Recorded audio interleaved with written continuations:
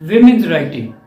आज होगी बात इस पे। मैं हूं professor Mumtaz Ali from university Chakwal, department of English. तो आइए समझते हैं विमेंस राइटिंग को। तो जब विमेंस राइटिंग की बात आती है तो ये राइटिंग्स क्या हो सकती हैं? ये कोई ड्रामा, ये कोई नावल, शॉर्ट स्टोरी, पोइट्री या कोई भी ऐसे या कोई बुक हो सकती है जो विमेंस को एम्पावर करे, उनको स्ट्रेंथ दे। और ये कहा जाता है the world needs strong women. जब दुनिया को स्ट्रांग विमेन की जरूरत है तो फिर ये विमेन राइटिंग क्या करती है? ये जो फेमिनिस्ट गोल्स हैं उनको डिफाइन करती हैं, उनको एस्टेब्लिश करती हैं, उनको डिफेंड करती हैं, ताकि औरतों के लिए जो सिविक, पॉलिटिकल, इकोनॉमिक और सोशल राइट्स जो हैं वो लिए जाएं।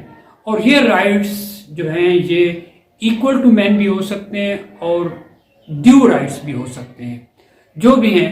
अब ये एम है विमेंस राइटिंग्स है नहीं, तो इसके लिए याद रखिएगा ये एम है, क्योंकि ये एक नया एरिया ऑफ स्टडी है जहां औरतों को नज़रअंदाज किया जाता है। पैट्रियार्की सोसाइटी है, मर्दों की सोसाइटी है, मेल डोमिनेटिंग सोसाइटी है। तो जब कहा जाता है कि जब कोई एक औरत अपने हक के लिए बोलती है तो इसका मतलब यह है कि वो तमाम दुनिया की औरतों के हक के लिए बोल रही है। तो जब कोई औरत अपने हक के लिए बोलती है, भले वो राइटिंग्स के जरिए ही हो, तो इसका मतलब ये होता है कि पैट्रियार्की सोसाइटी को पंक्चर करने की एक कोशिश है, या पैट्रियार्की सोसाइटी को हैंडल करने की एक कोशिश है। उसको आगे से कोई जवाब देने की कोशिश की जा रही है कि विमेन राइटिंग जो है इनकी भी अपनी प्लेस है। अब जहां अगर हम बात करें इसकी जो विमेन राइटिंग की, तो हमारे पास फेमिनिज्म आता है।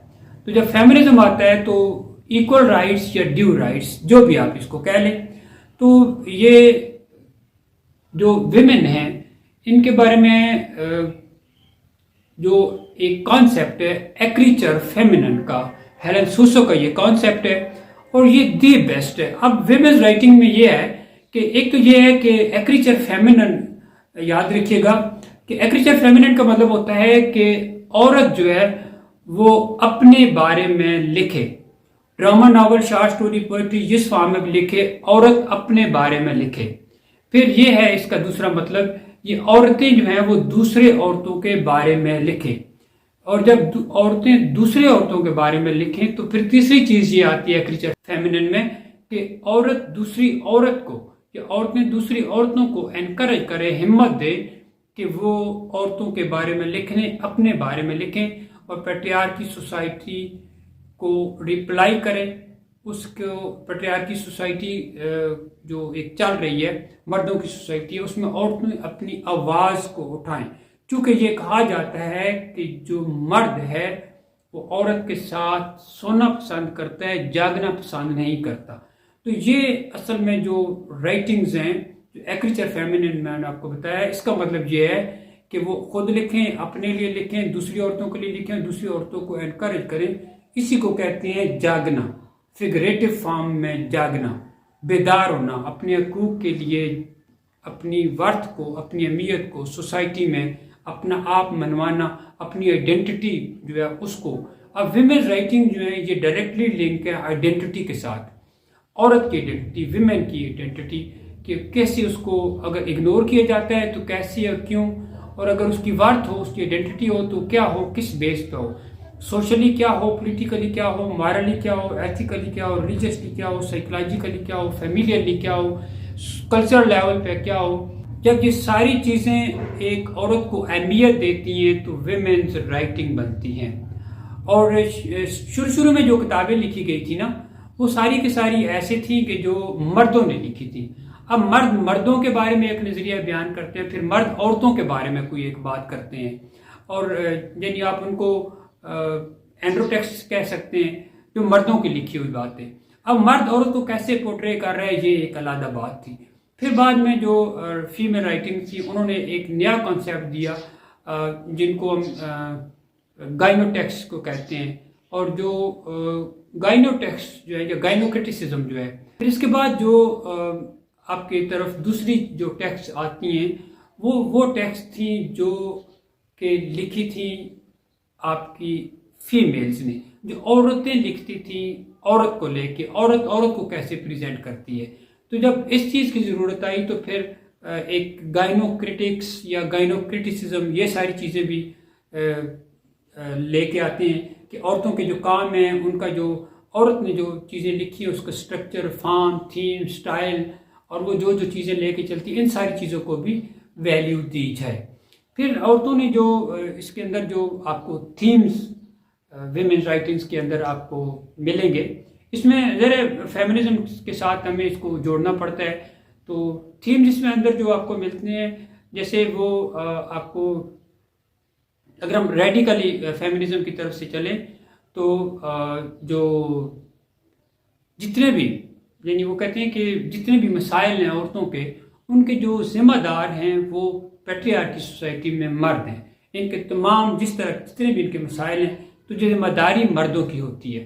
तो आप इनके जब पढ़ेंगे ना, वर्थ पढ़ेंगे, विमेंस राइटिंग पढ़ेंगे, तो आपको ये चीज़ें उसके अंदर जो थीम्स अभी बता रहे होंगे आपको वहाँ पर मिलेंगे। और फिर जो होती हैं आपके अंदर के कल्चरल के जो औरतों में मौजूद जो भी खूबियाँ हैं वो कल्चरल होती हैं और वो भी मर्दों जितनी ही होती हैं, मर्दों की तरह ही यूनिक होती हैं और बाद दफ़ा तो ये कहा जाता है कि ये उनसे भी अहम होती हैं। तो ये भी आपको थीम मिलेगा।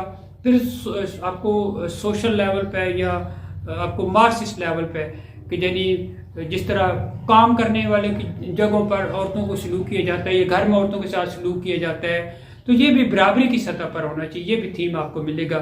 फिर जो आपसे बात की है ब्लैक फेमिनिज्म की, तो वो भी एक तरह का आपको फेमिनिज्म में मिलेगा कि अगर कोई ब्लैक औरतों को अगर उनके हकूक मिलते हैं तो इसका मतलब ये है कि तमाम औरतों को उनके हकूक मिलने चाहिए। और फिर आपके पास जो पोस्ट कॉलोनियल आपके जो फेमिनिज्म है, अब इसमें आपको ये चीज़ें मिलेंगी कि जैसे औरत को कहा जाता है कि डबली कॉलोनाइज्ड, एक तो जैसे ओवरऑल कॉलोनाइज्ड है, जैसे कॉलोनाइजर ने इसको कॉलोनाइज किया हुआ है, फिर उसका जो हस्बैंड है वो उसको कॉलोनाइज रखता है, तो ये डबली कॉलोनाइज होती है। ये भी आपको थीम मिलते हैं। फिर आपको टेक्नोलॉजी जैसे जो है वो मर्द के कंट्रोल में, इसको साइबर फेमिनिज्म कहा जाता है। तो ये जितनी भी चीज़ें हैं, इसके अलावा जो लिबरल एक फेमिनिज्म, यानी औरतों को ऐसे पेश किया जाता है कि वो भी रैशनल है, वो भी इक्वल टू वुमेन है, वो किसी भी तरह उनसे कम नहीं है। फिर जो एवरीडे लाइफ के प्रॉब्लम है वो आपको इनमें मिलेंगे। डेली जो ज़िंदगी के घरेलू मसाइल होते हैं, समाजी मसाइल होते हैं, औरतों को जो आपके जो सियासी तौर पर मसाइल हैं, कल्चर के मसाइल हैं, जो आपके रहन सहन के मसाइल हैं, घर के जो है उसके अंदर वो जो मसाइल हैं वो आपको इनमें मिलते हैं। और यानी फैमिली से जुड़ने के अलावा जो आपके फ्रेंड्स और सोशल सेटअप में जितने मसाइल हैं वो भी आपको इसमें मिलेंगे। फिर औरत की सर्च फॉर आइडेंटिटी कि मैं क्या हूँ, मैं कौन हूँ, मैं कैसे हूँ, मैं कब से हूँ, ये भी आपको यहाँ पर मिलेगी। सर्च फॉर हैप्पीनेस, और हर लेवल पे हैप्पीनेस, ये विमेन राइटिंग का एक पार्ट है।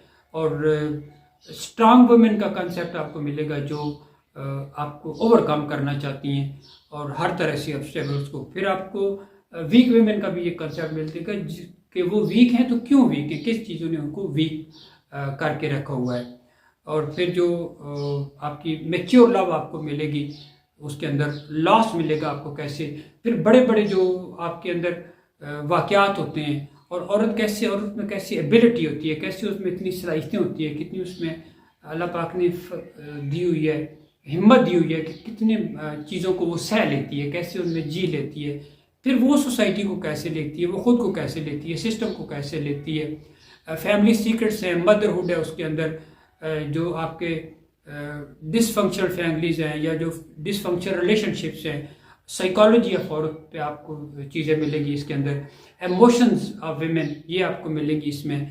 और जो सोशल सिस्टम है उसके अंदर, और जो आपकी ये कैसे वायलेंस को कैसे बर्दाश्त करती हैं, सेक्सिज्म क्या है, कैसे इनको अलग से डील किया जाता है सेक्स की बुनियाद पर। और फिर ये कैसे केयरिंग है, लविंग है, प्यार करने वाली हैं, खिदमत करने वाली, इज़्ज़त करने वाली, तो कैसे ये सिस्टम के साथ लड़ती हैं, कैसे ये इन्होंने अपनी आइडेंटिटी ये मेंटेन करना चाहती हैं। फिर उन्होंने कैसे अपना जो वेव्स थी, जैसे इन्होंने अपनी वोट का हक ले लिया, पावर का हक ले लिया, ये अपने हक के लिए खड़ी होती हैं, बोलती हैं। फिर आपको जो विमेन राइटिंग है उनमें आपको मुख्तलिफ चीज़ों पर काम मिलेगा। जैसे इन्होंने फेमिनिज्म पर काम किया है कि यानी जो बिलीफ डिज़ायर फॉर इक्वालिटी आपको मिलेगी, पैट्रियार्की का कंसेप्ट मिलेगा कि कैसे मेल पावर को कंट्रोल में रखता है, ये भी आपको मिलेगा इसके अंदर। और ये बात कि औरतें इन्फीरियर हैं मर्दों से, इसको सेक्सिज्म कहते हैं, ये थीम भी आपको मिलेगा। मिसाजिनी जिसको आप कहते हैं, हेटेड ऑफ वेमेन, और फिर मिसहैंड्री जिसको आप कहते हैं। तो मिसहैंड्री जो होती है हेटेड ऑफ मैन, ये भी। फिर आपके पास जो होते हैं ना लेस्बियन, गेज, बाइसेक्सुअल और ये जो आपके ट्रांसजेंडर है, उनको भी आपको उनके भी जो मसाइल हैं, उनको जो मसाइल हैं वो भी आपको मिलेंगे। फिर जो सेंट्रलाइज्ड और मार्जिनलाइज्ड, ये ख़ास बात है कि मेल जो है ना वो सेंट्रलाइज्ड है और फीमेल जो है वो मार्जिनलाइज्ड है। तो ये चीज़ जो है ना ये आपको बहुत ज़्यादा आपको मिलेगी विमेन राइटिंग के अंदर।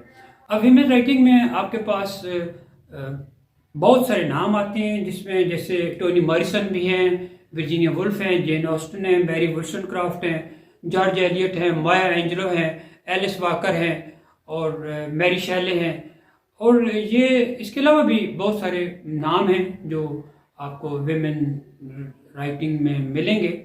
तो जो सबसे इम्पॉर्टेंट बात है वो ये है कि ये जो विमेन हैं ये अपनी आइडेंटिटी, इनकी सोशल आइडेंटिटी, इनकी पॉलिटिकल आइडेंटिटी, इनकी मॉरल एथिकल आइडेंटिटी और इनकी जो रिलीजियस और फैमिलियल आइडेंटिटी है, कल्चरल आइडेंटिटी है, ये अपनी जो एक सोसाइटी के नाम वैल्यूज़ को लेके जो आइडेंटिटी है, तो ये उस आइडेंटिटी को मेंटेन रखना चाहती है, ये अपनी एक शनाख्त बनाना चाहती हैं, इनकी अपनी एक डेफिनीशन हो जो विमेन होने के हवाले से, इनकी प्लेस हो, इनके ये खुद लिखें, दूसरी औरतों के बारे में लिखें, दूसरी औरतों को एनकरेज करें कि वो और औरतों के बारे में लिखें। ये अपने आप को ऐसे प्रेजेंट करें कि सोसाइटी का सबसे अहम पार्ट विमेन है, और यही पर्पज़ है विमेन्स राइटिंग का। अगर आपको वीडियो पसंद आए तो लाइक एंड शेयर करें, एंड थैंक्स फॉर वॉचिंग।